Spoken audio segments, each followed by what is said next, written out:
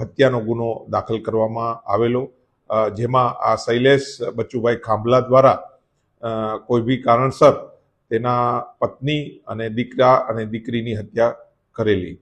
આ કામે જુદા જુદા CDR એનાલાઇઝિંગ તેમજ બાતમીદારોને કામે લાગેલા અને આ જે પ્રકરણ જે છે હાલના તબક્કે જે પ્રેમ પ્રકરણ હોવાની હકીકત જાણવા મળેલી છે.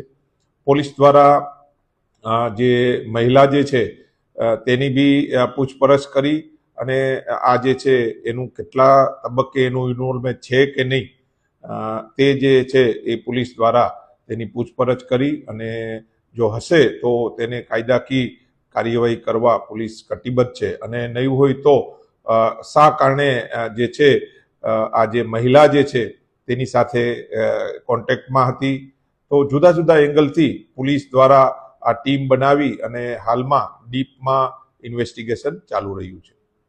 Thank you.